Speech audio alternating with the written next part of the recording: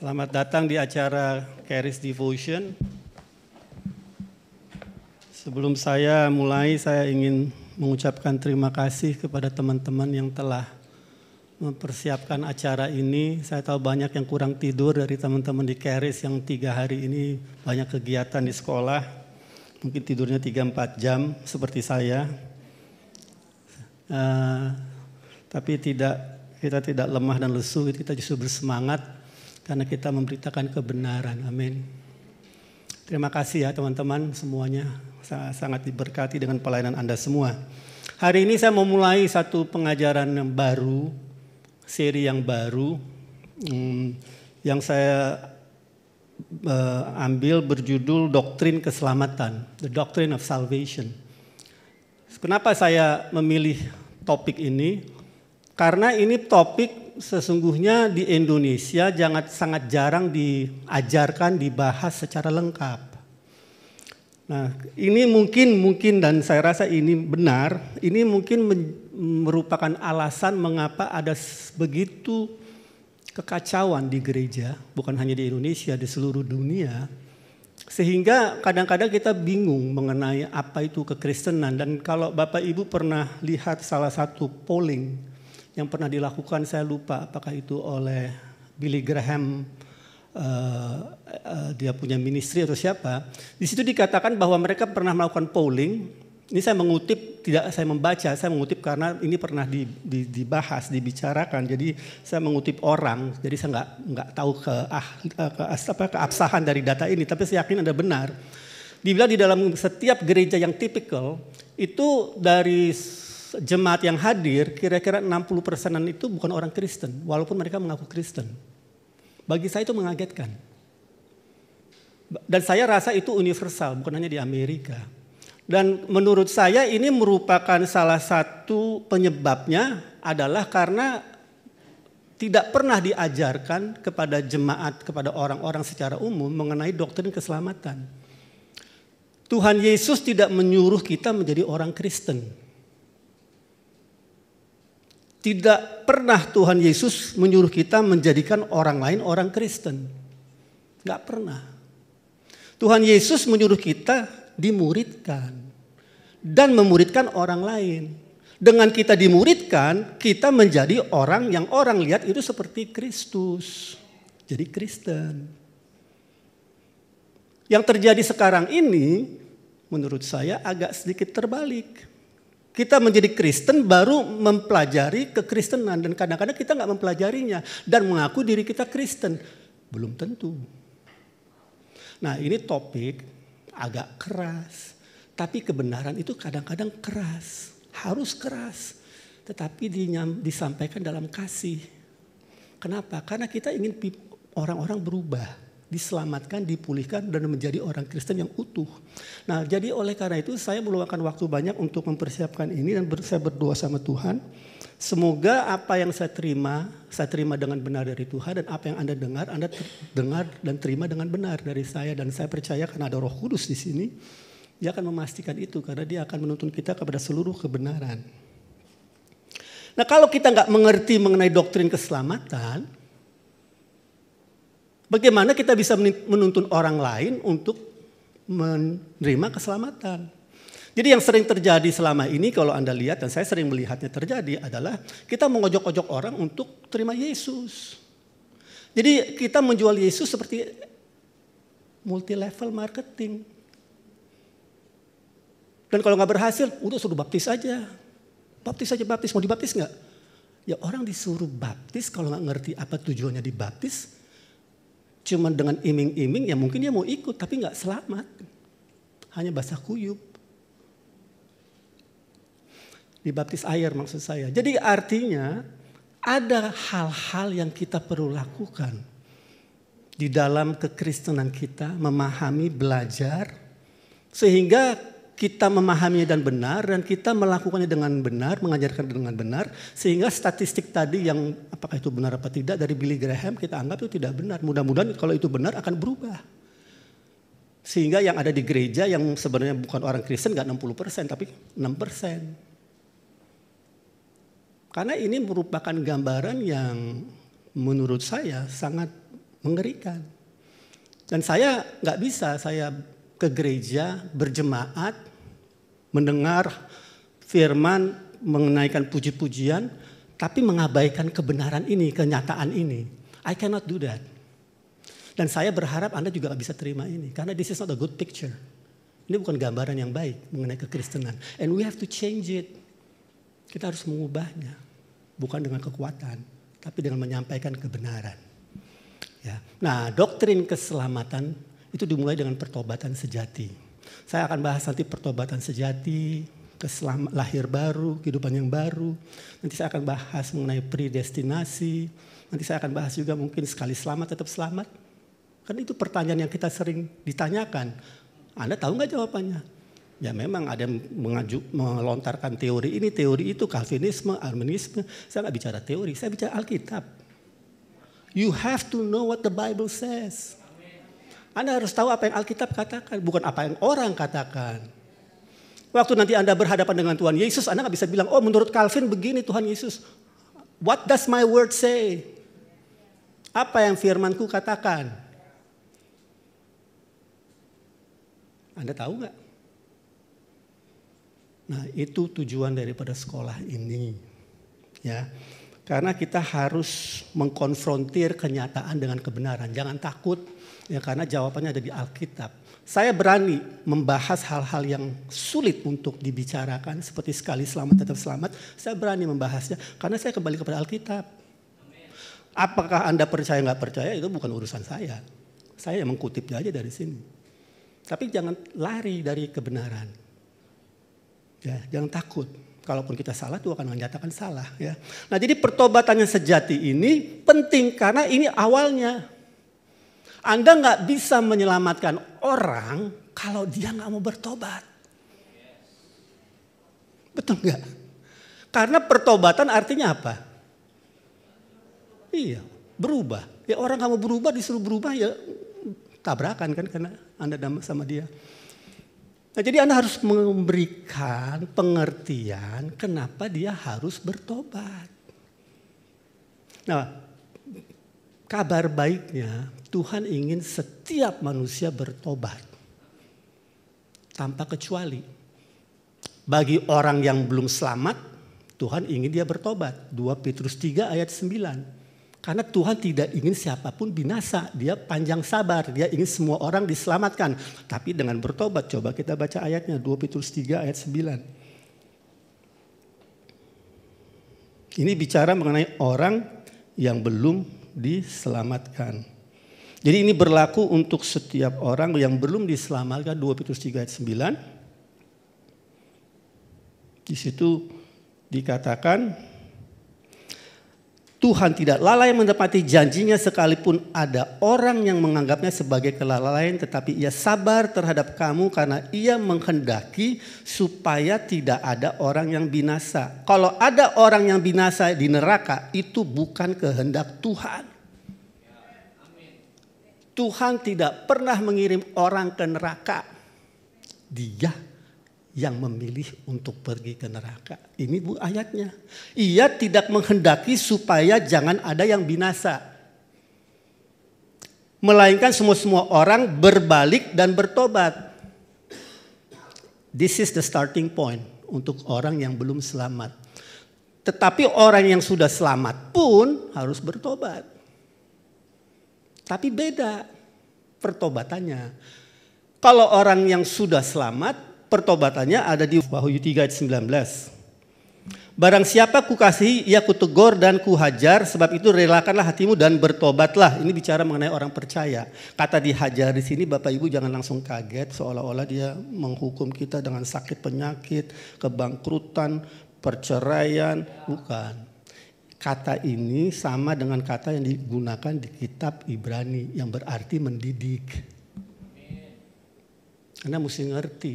Tuhan, murka Tuhan ada pada orang fasik untuk menghukum mereka, orang yang tidak percaya. Tetapi Tuhan mendidik anak-anaknya. Beda. Tuhan gak menghajar kita. Buat apa dia mati di kayu salib? Ya, Jadi di sini bicara mengenai orang yang sudah percaya bertobat. Nah, orang yang belum percaya harus bertobat agar hidupnya ditransformasi menjadi jati diri yang baru, a new person dengan new jati diri, sifat yang baru menuju kepada tujuan yang baru. Kalau orang yang sudah selamat, dia hanya perlu bertobat mengubah pikirannya agar pikirannya sesuai dengan firman Tuhan. Itu bedanya. Tapi sama-sama harus bertobat. Jadi kita perlu mengerti bahwa kita tidak bisa semena-mena langsung menuntun orang untuk terima Yesus. Harus ada progresnya, harus ada step langkah-langkahnya. Harus ada pertobatan di dalam diri orang tersebut. Maka itu di Charis ada pengajaran yang bernama discipleship evangelism. Penginjilan. Bagaimana kita melakukannya dengan benar. Kita perlu belajar Bapak Ibu. Murid-murid Tuhan Yesus itu diajarkan 3,5 tahun oleh Tuhan Yesus. Jadi kita juga perlu diajarkan, dimuridkan. Jadi bagi Bapak Ibu yang belum daftar di Charis, nanti di belakang sana ada meja, nggak tahu ada meja apa enggak, silahkan mendaftar. Nah, jadi perlu ada pertobatan, perubahan berpikir seseorang. Kenapa? Karena Amsal 23 ayat 7 di slide berikutnya dikatakan begini, ini ayat sangat terkenal di Charis. For as a man think in his heart, so is he. Sebagaimana orang berpikir dalam hatinya, begitulah orang itu. For a man thinks in his heart, so is he. Sebagaimana orang berpikir dalam hatinya, demikianlah orang itu. Demikianlah jalan hidupnya. Ya. Nah, Bapak Ibu, jalan hidupmu ditentukan oleh apa yang ada di dalam hatimu. Dalam arti perubahan di luar dimulai dari dalam. Anda punya masalah keuangan, itu kan di luar. Ubah yang di dalam pengertianmu tentang uang. Anda punya masalah sakit penyakit, itu kan di luar. Ubah pemikiranmu tentang sakit penyakit. Anything you see on the outside, apapun yang Anda lihat di luar dalam hidupmu, itu merupakan refleksi dari apa yang ada di dalam hatimu. Mau cari jodoh, mudah, ubah dalam hatimu. Banyak orang mau cari jodoh tapi dia mau independen. That's not gonna happen. Nggak akan terjadi. Ubah hatimu. As a man think in his heart, so is he. Sebagaimana orang berpikir dalam hatinya, seperti itulah orang itu. Nah, buruknya orang itu ingin mengubah semua yang di luar sana tanpa mau berubah di dalam. That is the problem. No, you change first. No, you change first. Kamu berubah duluan. Enggak, kalau suami istri nih. Benar kan? Ya baca aja Efesus berapa? Efesus 4, 5. Jadi perubahan pernikahan dimulai dari orang yang merasa ada yang tidak beres dengan pernikahannya. Start with yourself. Look at the man and the woman in the mirror. Lihat pada orang yang di kaca, di cermin. Start with yourself. As a man think in his heart, so is he. Sebagaimana orang berpikir dalam hatinya, begitulah jalan hidupnya. Jadi waktu saya mengalami pengalaman buruk mengenai keuangan, punya utang bermiliaran, ya saya tanya sama Tuhan, kok bisa begini Tuhan? Ya, dia ubahkan saya, pola berpikir saya. Dulu kan saya agak sedikit agamawi, di kantor saya kalau ada karyawati yang non-Kristen, saya nggak mau. Ada nggak yang begitu seperti itu di sini? Pemikirannya dulu. Terang dan gelap tidak boleh bersatu. Apa hubungannya dengan kantormu? Tuhan bukakan. Pemikiranmu salah. Dia kirim satu orang non-Kristen ke kantor saya. Berubah kantor saya.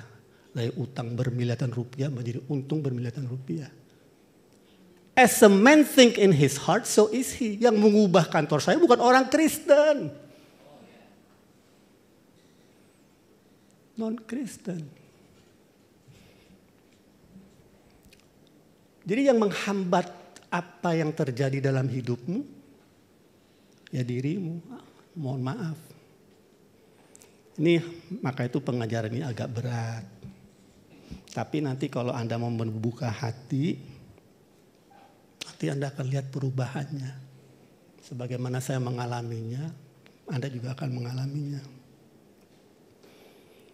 Beberapa tahun yang lalu ya, 10 tahun yang lalu, saya itu pergi ke gereja. Kalau nggak salah itu, saya lupa apakah itu Paskah atau Natal. Saya dan istri saya pergi gereja, kita diberikan box makanan. 2, satu-satu. Kita terima makanan, terus kita keluar mau masuk ke mobil, kita pikir kita pergi kemana yuk makan aja lo. Ini kita kasih orang aja. Pas kita mau ke mobil ada pemulung. Pemulung jalan begitu lagi nyari-nyari di jalan begini. Pak.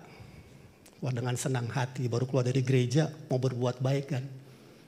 Pak ini saya mau memberkati Bapak. Box saya kasih 2 sama istri saya. Dia lihat saya lihat box. Nggak mau Pak, saya nggak butuh makanan, saya butuh uang.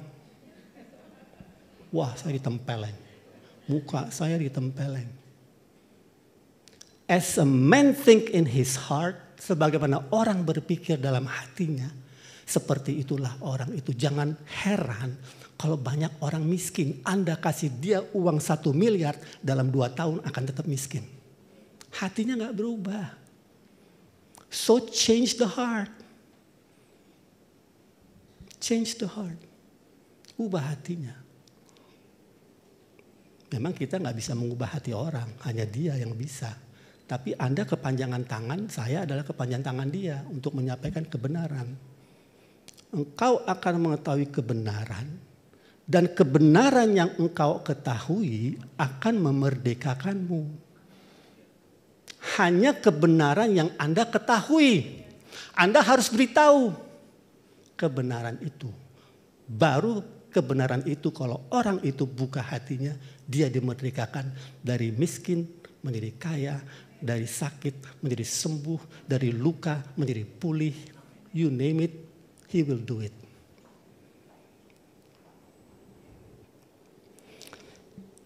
Nah, pertobatan itu ada sedikit penjelasan yang saya perlu sampaikan karena kadang-kadang kita terkesima atau tertipu oleh apa yang kita lihat secara lahiriah. Coba tayangkan yang slide berikutnya. Nah ini bukan disebabkan, ini lebih dapat dijelaskan dengan 2 kata ini dalam bahasa Yunani. Pertama metanoia yang adalah pertobatan. Yang kedua adalah metamelomai. Ya, metamelomai yang adalah penyesalan. Jadi metanoia adalah pertobatan hati dan pikiran yang menghasilkan perubahan. Metamelomai itu dalam bahasa Yunani, ini bahasa Yunani terminologinya, adalah penyesalan. Menyesali perbuatan dosa tanpa perbuatan hati. Jadi ada orang yang menyesali perbuatan dosanya tanpa perubahan hati. Saya kasih ilustrasi, ini bukan ilustrasi, ini kebenaran, real story. Ini terjadi di salah satu apartemen di Jakarta. Ini kejadian beberapa tahun yang lalu, mungkin 8 tahun, 7 tahun yang lalu. Saya kebetulan punya 1 unit di apartemen itu yang saya sewa-sewakan di lantai 2. Di lantai 5 tinggal seorang wanita Jepang. Dan pada suatu hari saya baca saya lupa itu waktu itu koran apa sosial media apa saya lupa.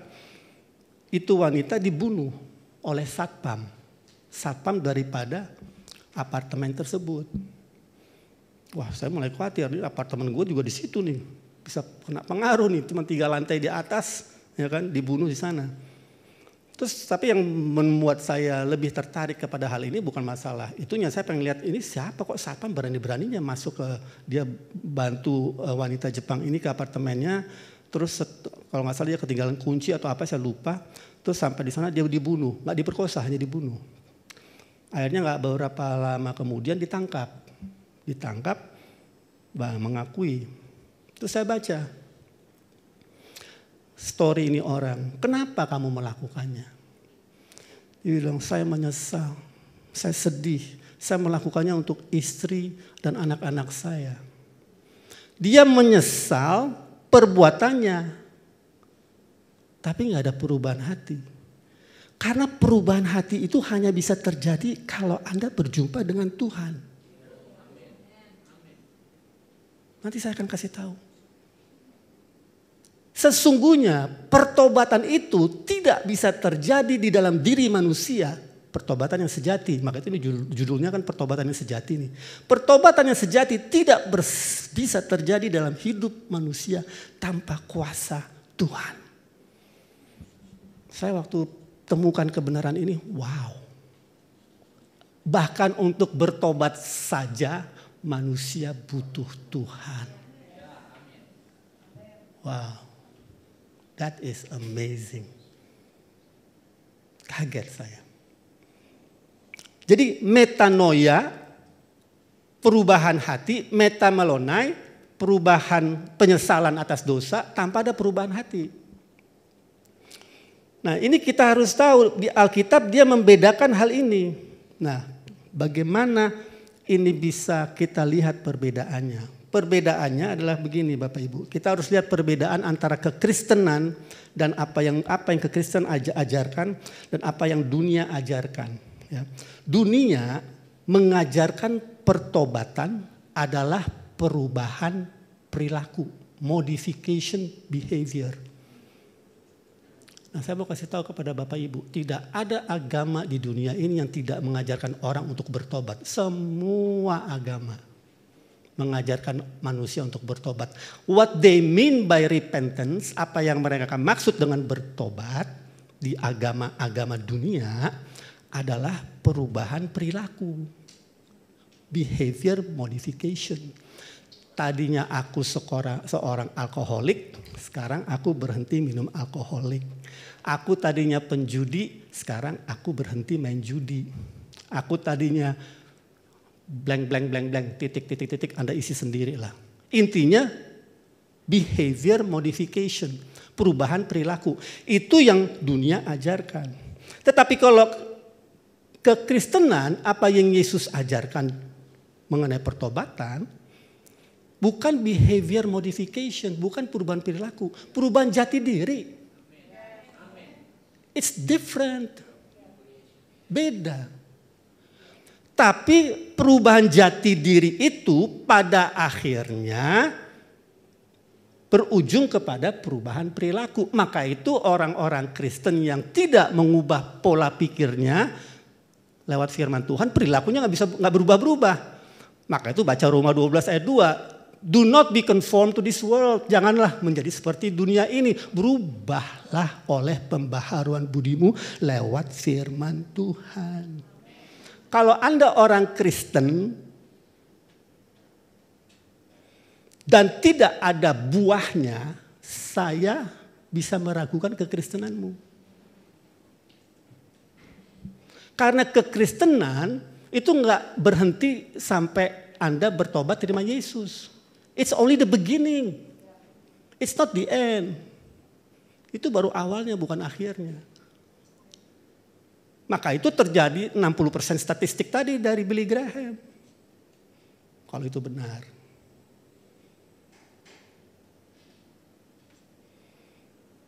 Jadi kekristenan mengajarkan transformasi total jati diri yang berujung pada perubahan daripada perilaku. Fokus daripada pertobatan dunia, Anda tahu siapa? Diri sendiri. Fokus daripada pertobatan kekristenan, Anda tahu siapa? Fokusnya, pusatnya Yesus. Hasilnya beda. Maka itu si pembunuh di apartemen tadi, fokusnya dirinya, nggak bisa berubah. Tapi menurut dunia, oh dia menyesal perbuatannya, dia bertobat. Dengan air mata Anda bisa mengubah jalan hidupmu. I don't think so.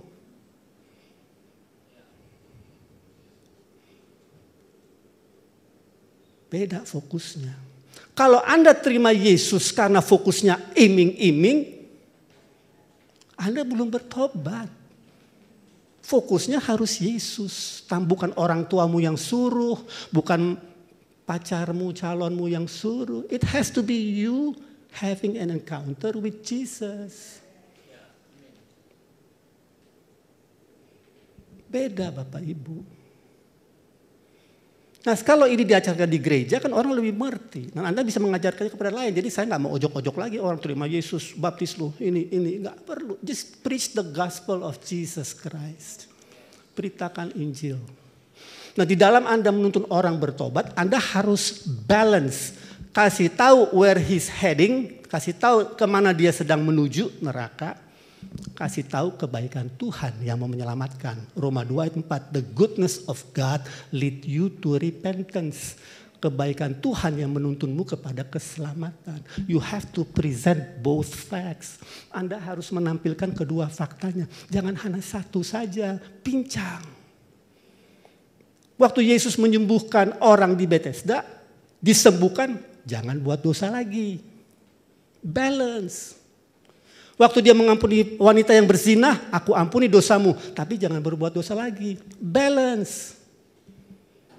Nah kita di dalam kekristenan kita sehari-hari, penginjilan kita, ke keluarga kita. Terima aja Yesus. Terima. Dia harus tahu kalau tidak terima Yesus, you have to know where you will end up.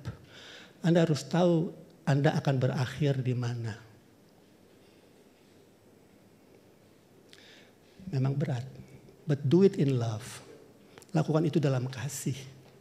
Biar kasih Allah yang mengalir lewat dirimu. Jangan seperti orang Farisi. But the truth is the truth. Kebenaran adalah kebenaran. Jangan ditawar-tawarkan. Doakan saja orang yang mendengarnya, dia akan terima. Jadi ini penting. Bahwa kita bicara pertobatan, who is the focus of your repentance? Who is the focus or what is the focus of your repentance? Apa fokus daripada pertobatanmu atau siapa fokus daripada pertobatanmu? Kita akan lihat dari Alkitab 2 tokoh untuk menampilkan kepada Anda perbedaan itu. Coba kita lihat dari Matius 26 ayat 69.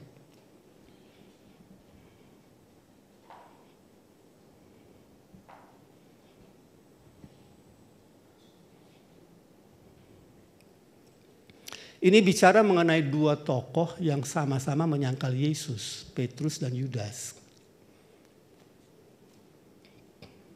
Kita tahu Petrus menyangkal Yesus 3 kali. Kita baca dari ayat 73 aja. Matius 26 ayat 73. Tidak lama kemudian orang-orang yang ada di situ datang kepada Petrus dan berkata, pasti engkau juga salah seorang dari mereka. Itu nyata dari bahasamu. Maka mulailah Petrus mengutuk dan bersumpah. Yudas gak pernah mengutuk dan bersumpah Bapak Ibu. Dan pada saat itu berkokoklah ayam, maka teringatlah Petrus akan apa yang dikatakan Yesus kepadanya. Sebelum ayam berkokok engkau telah menyangkal aku 3 kali. Lalu ia pergi keluar dan menangis dan sedihnya. Ini pertobatan atau penyesalan? Fokusnya siapa? Dia, dirinya, atau Yesus? Ini orang yang sudah mengutuk. Yudas nggak mengutuk. Kita baca di bawahnya. Matius 27. Ayat 3. Matius 27:3 mengenai Yudas. Pada waktu Yudas yang menyerahkan dia melihat bahwa Yesus telah dijatuhi hukuman mati, menyesallah ia. Sama-sama enggak dengan Petrus? Nangis, ini menyesal. Lalu ia mengembalikan uang yang 30 perak itu kepada imam-imam kepala dan tua-tua dan berkata, aku telah berdosa karena menyerahkan darah orang yang tak bersalah. Tetapi jawab mereka, apa urusan kami dengan itu? Itu urusanmu sendiri. Maka ia pun melemparkan uang perak itu ke dalam bait suci. Lalu pergi dari situ dan menggantung diri. Bertobat Dia bilang, aku telah bukan bertobat, dia berdosa, dia mengaku dosa. Tetapi apa yang menjadi fokus daripada pertobatan Judas? Beda dengan Petrus. Kelihatannya kalau baca begini, bahkan ada satu hamba Tuhan berkata kepada saya, Yudas tidak pergi ke neraka. Wah, saya bilang, dia dosen di sekolah Alkitab.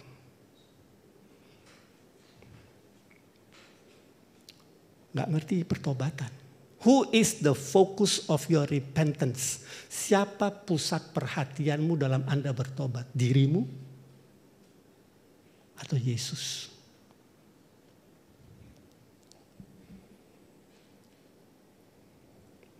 Yudas, fokus daripada pertobatannya adalah dirinya sendiri.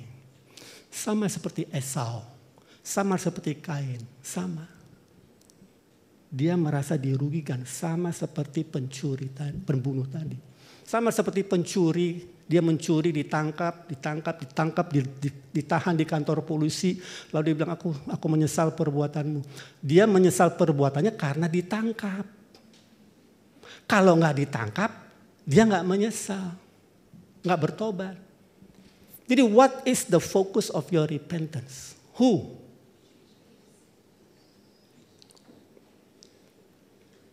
Nanti saya akan uraikan langkah-langkah pertobatan yang sejati.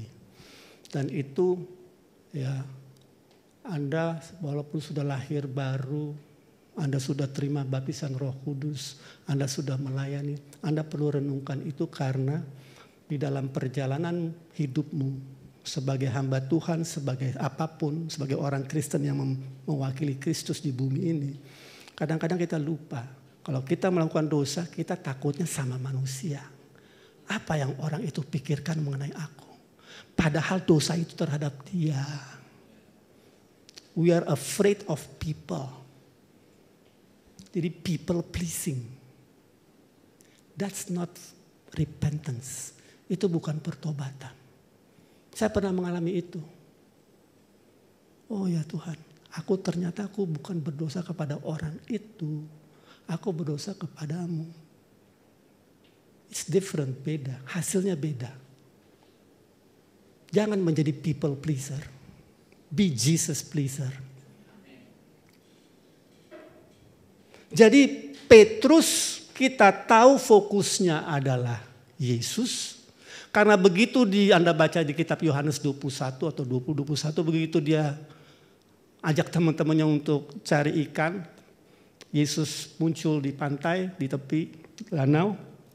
Dia lihat itu Yesus, dia lompat menjadi orang pertama yang berjumpa dengan Yesus. Orang kalau lompat kan buka baju masuk ke ini.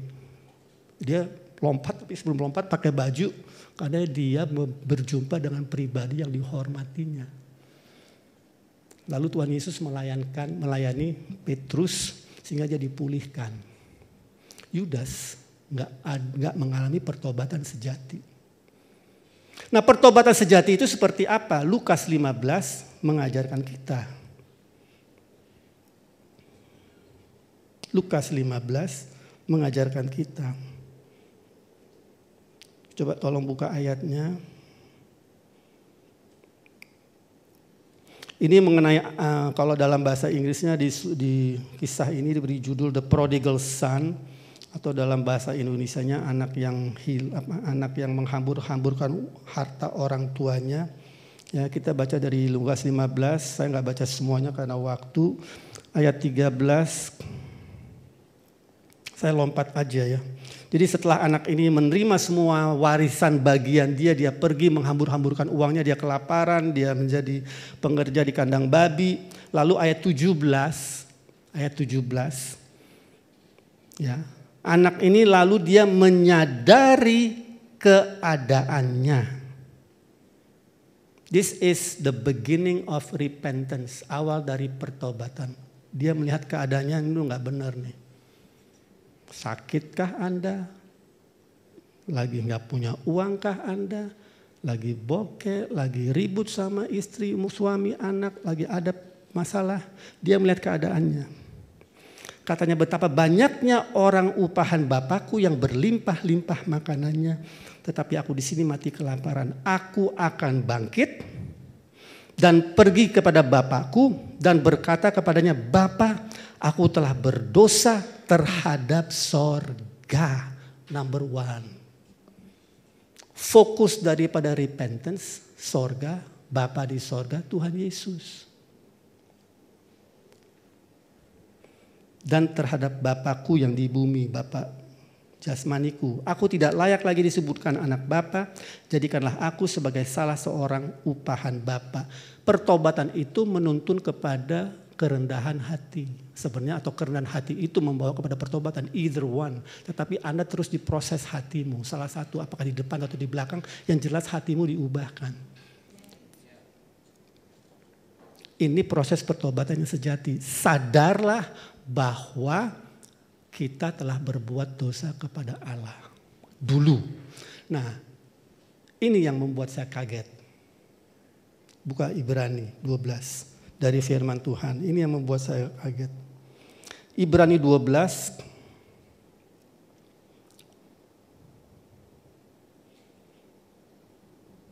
ayat 16.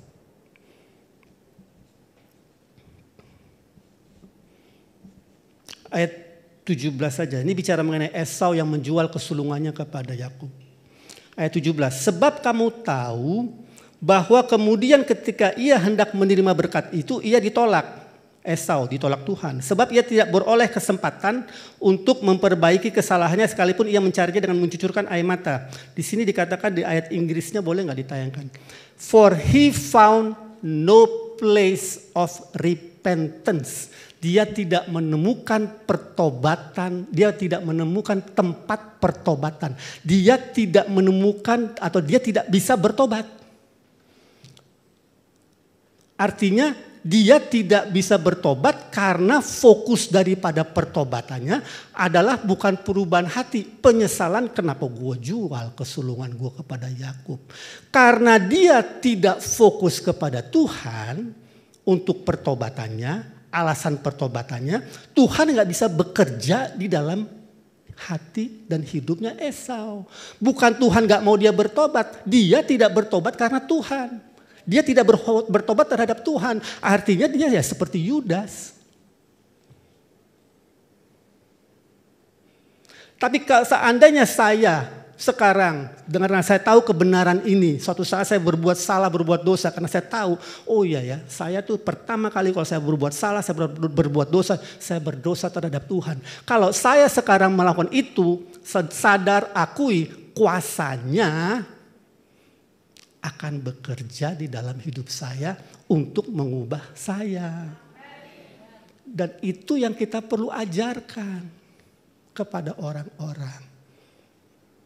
Jangan sekedar bertobat ya bertobat tanpa memberitahu jalan keluarnya. Karena jalan keluarnya adalah aku adalah jalan kebenaran dan hidup. Tidak ada seorang pun datang kepada Bapa kalau tidak melalui aku. Yohanes 14 ayat 6. Kasih tahu lo mesti bertobat. Kalau enggak jalan lo ke sana neraka, and this is the way.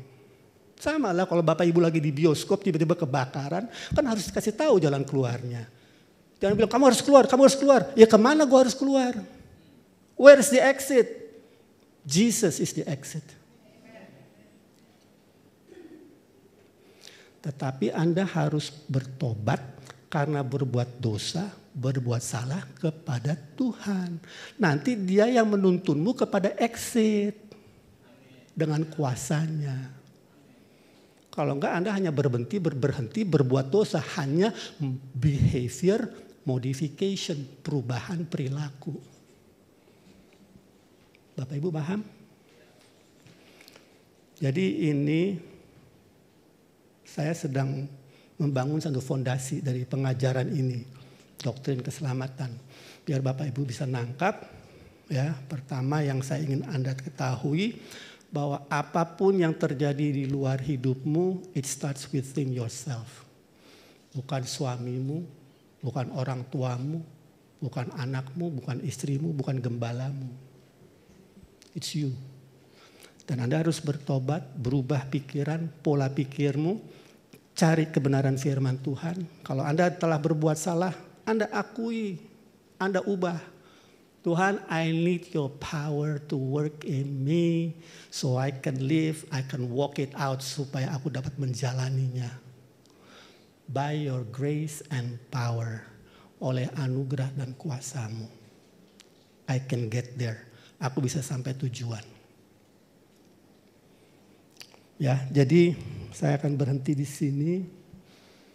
Saya berharap ini memberkati Bapak Ibu bahwa yang kita lakukan di sini di devotion adalah membawa masuk ke dalam keintiman dengan firman. Bahwa Dia Tuhan yang mengasihi kita, Dia kasih tahu cara-caranya.